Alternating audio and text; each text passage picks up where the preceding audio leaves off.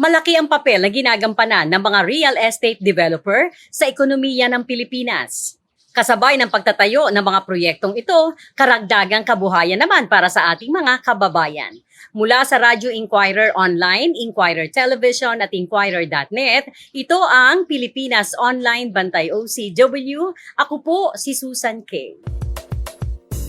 Bantay OCW, Bantay OCW, Bantay OCW, Bantay OCW, yeah, yeah. Layo ng City Global Realty na maging prime vacation destination ang Pilipinas para sa mga lokal at dayuhang turista. Pati na ang mga proyektong abot kaya ng mga OFW. Paano nga ba nila sinimulan ito? Sasamahan tayo ni Attorney Gaylord Gonzalez ng City Global Realty Development Incorporated. Nasa 10 taon na rin ng City Global, Ma'am Susan. Itong City Global is looking for areas where they can introduce an economy na hindi pa nakikita ng mga ibang developer. So they want to pump up the economy in an area where they can help those yung mga hindi pa nakikita na pwede magkaroon ng economy and to contribute also to the economy of that area. Family owners of this of City Global, they look for places where they can help the community and introduce development para makatulong din sa ekonomiya ng location na yon or area. Itong developers po natin, they're looking for areas untouched with potential. No? One of their areas that they're looking for is in Palawan. Ito po, isa sa mga tinitingnan po ng City Global. Meron na po tayong project na gagawin po doon sa Palawan. Ito po ay susunod na gagawin pagkatapos po ng City Global dito sa mga Tagaytay projects po nila. Ano ang kasalukuyang proyekto ng City Global? It's somewhere in Alfonso, in Metro Tagaytay. They were the first who introduced the project in that area. Kasi ang focus dati, nandito lang sa Tagaytay City proper, but around that area, there are a lot of properties with potential for development. And since yung mga around Metro Tagaytay is just a few minutes away from the city, it's a best alternative or an option for those who want to invest in that area where they can still enjoy nature, and but it is within the vicinity and just a few minutes away from the city proper. Ano ang mayroon sa Tagaytay na wala sa iba pa yung mga proyekto?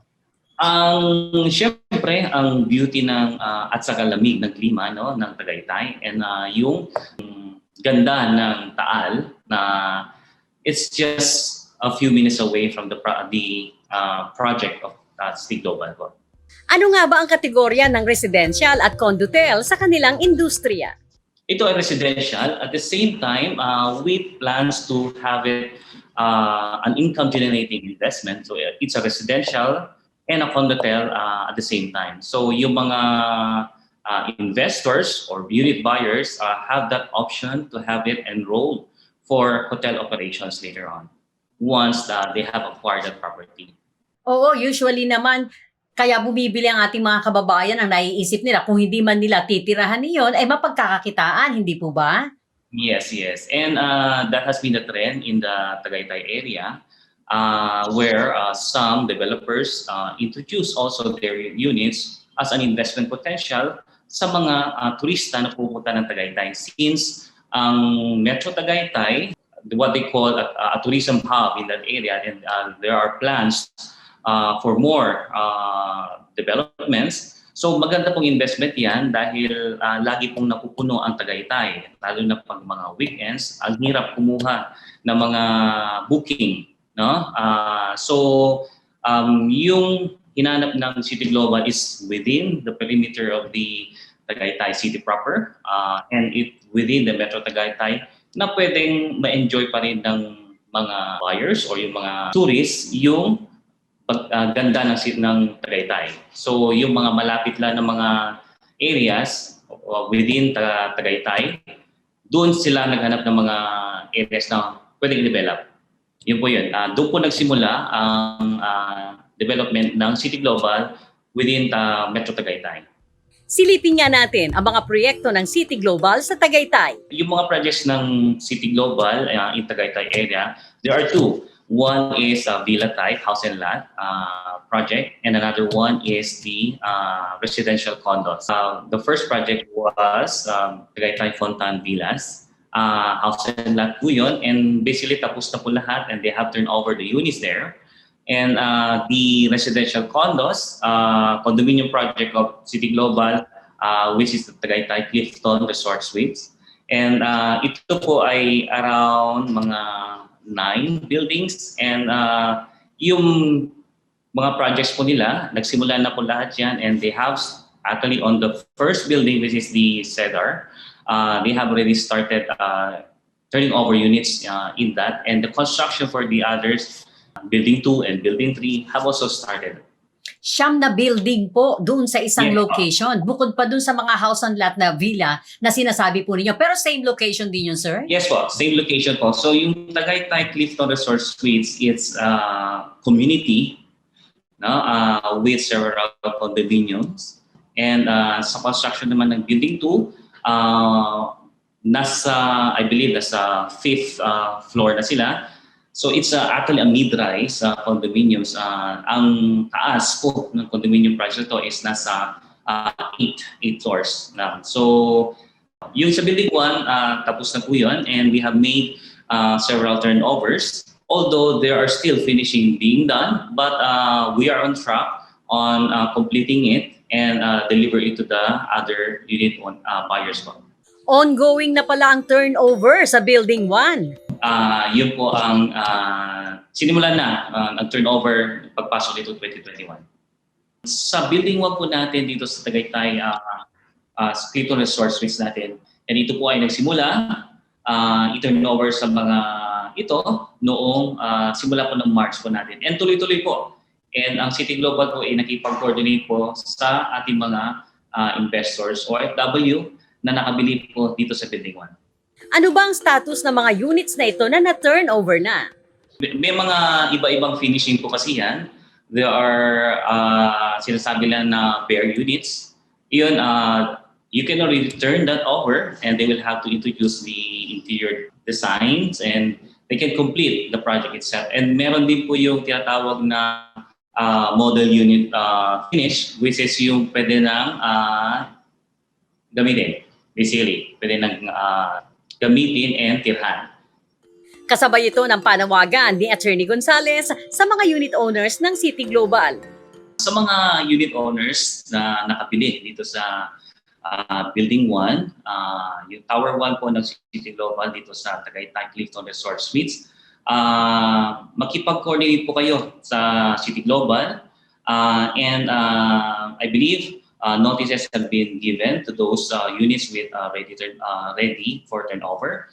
And kung may mga tanong po kayo dito sa Building 1, kung kailan po o kung pwede na po itong i-turnover sa inyo, malaya po kayong tumawag sa City Global o magkipag-coordinate po sa customer service po ng City Global para kayo ay ma-assisan na and ma-advisean kung ano po yung mga kailangan gawin para may i-turnover finally po yung unit po.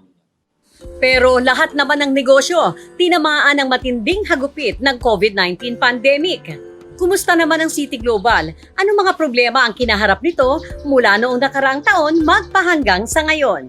Talagang naapektuhan po yung project po pagdating ng 2020 kasi simula ng 2020, pumutok na po ang Taal and hindi pa tayo nakarecover sa Taal, pumasok na po ang pandemic. And lahat ng developers or development within that area were really affected.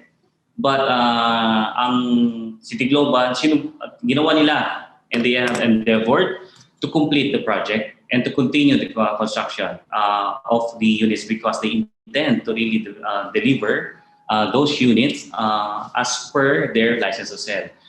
Ang nangyayari po, yung mga challenges lang is syempre nagkaroon ng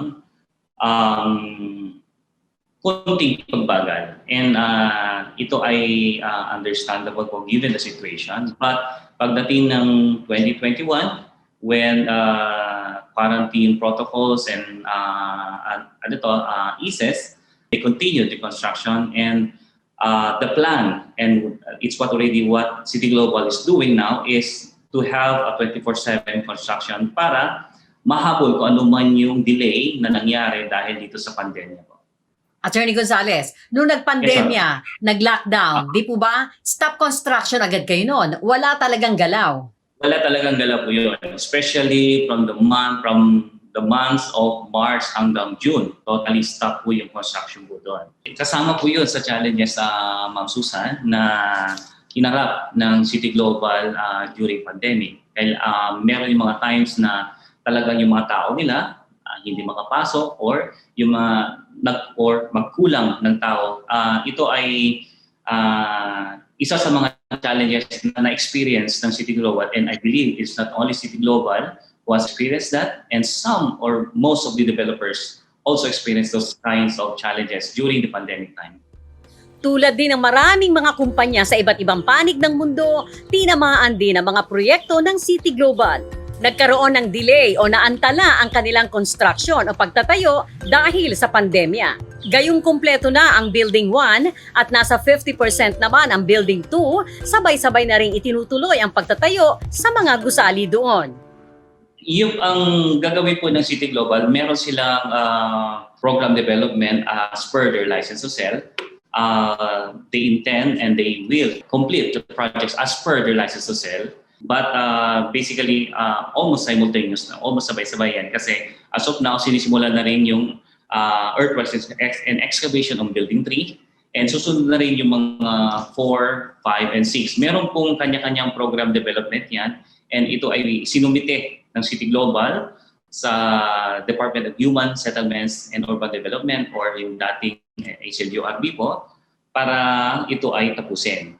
Yun po yun ang ginawa ng City Global to show our good faith and sincerity para maibigay kung ano yung commitment nila dito sa mga investors nila. With the rising cases of COVID po ulit, no, syempre there will be challenges moving forward. Considering na wala naman po mga restrictions ngayon na for developers and contractors, they will, and they intend to continue the construction of these projects po. And we'll just have to practice safety protocols po para ito ay hindi maapektuhan.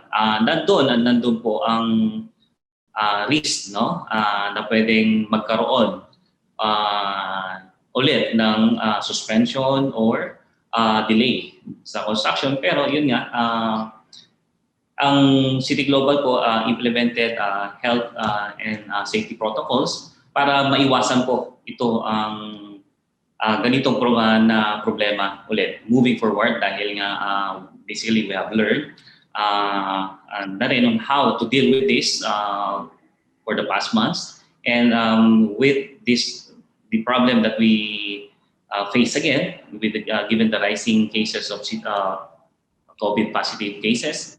And ito ay sana po, no, hindi maiwasan yung area maapektuhan. So as much as possible, they are implementing health and safety protocols doon. Chine-check ko lahat ng mga pumapasok doon. And if ever magkaroon po ng problema, o kunyari hindi man natin kagustuhan kung sakali mangyari, ito po ay hindi natin maiwasan. Pero yun nga po, health and safety protocols are being implemented in that area to prevent the construction and development to be delayed again. At posible din pala na maging bahagi ng hotel operations ang mga units ng City Global. Kasama ito sa plano upang matulungan ang kanilang mga unit owners na magkaroon ng karagdagang income. Ang plano naman po talaga dyan is to enroll it to hotel operator, no, for hotel operation. So kasama po yan sa plano. Tapos na po yung partnership natin sa mga hotel operators, magsisimula na rin po yung hotel operation ng mga condo units po. ito po ay ine-enroll po nila no, sa hotel operations. Yung mga unit owners natin, they are free to enroll. Meron yung mga they choose not to enroll their unit. Pero yung mga gustong pagkakitaan po o gustong kumita, yung unit nila, sila po ay imbitahan na i-enroll sa hotel operation po. And papasok po tayo sa isang agreement sa isang hotel operator na mag-manage po doon sa aspeto po ng hotel operation ng condo. They'll just have to commit their unit for hotel operations and the units will be enrolled dito sa hotel operation po na yun naman talaga ang plano para dito sa units po nila. Managed by City Global. Yes, ma'am. Yan naman din ang layunin ng ating mga kababayan, nakikita ang kanilang mga investment. Pero dahil sa epektong dulot ng pandemya, hindi rin naiwasan na maantala o ma-delay ang turnover ng mga units. Kung kaya't nagkaroon ng dialogue sa pagitan ng ilang unit owners at investors nitong Pebrero ng taong 2021 sa Department of Human Settlements and Urban Development. Pinangunahan ni Attorney John Roby Jack Otero, OIC Regional Director 4, kasama si Assistant Regional Director Attorney Felix Brazil Jr., at OIC Chief Regional Adjudicator ng Human Settlement Adjudication Commission na si Attorney Joselito Melchor. Kinatawa naman ni na Attorney Gaylord Gonzales at Compliance Officer Ms. Cathy Villanueva ang City Global. Ang ibang homeowners ay nakibahagi sa pamamagitan ng Zoom video conference. Unang dininig ang reklamo hinggil sa pagkaantala ng turnover at nagbigay naman ang City Global ng development update sa Tagaytay Clifton Resorts kasabay ng pagsusumiti ng development program ng City Global upang makumpleto ang naturang proyekto. Iminungkahi ni Attorney Jack Otero ng Human Settlements ang conciliation o pagkakasundo na lamang sa pagitan ng dalawang panig. Naitakda ang unang conciliation meeting noong Pebrero 22 ng taong 2021 at padadalhan naman ang iba pa ng kanilang schedule para sa naturang pagpupulong. Kaya naman, narito ang apila ni Attorney Gonzales ng City Global. Sa City Global, we are committed to deliver as key contributor po ng Philippine economy. Kami po ay humingi po ng paunawa. Marami po tayong kinakaharap na challenges po ngayon dahil dito sa pandemya, pero kakayanin po natin ito. Sabay-sabay po nating tapusin at labanan ang kinakarap nating problema. Maraming salamat Attorney Gaylord Gonzales sa kanyang panawagan sa kanilang mga unit owners at ang patuloy naman na commitment ng City Global Realty and Development Incorporated. Maraming problemang dulot ang pandemya, mga problemang hindi natin kontrolado. Ngunit sa kabila ng lahat ng ito, tuloy pa rin ang buhay. Ito ang panahon na higit nating ipakita ang ating malasakit at konsiderasyon sa ating kapwa. Basta po tatandaan natin palagi, lahat ng problema may solusyon. Pag walang solusyon, huwag na nating problemahin. Stay connected with Bantay OCW. Follow us on Twitter, Facebook, and YouTube. Mula sa Radyo Inquirer Online, Inquirer Television, at Inquirer.net, ako po si Susan K. At ito ang Pilipinas Online Bantay OCW, ang tunay na kulay ng buhay OFW.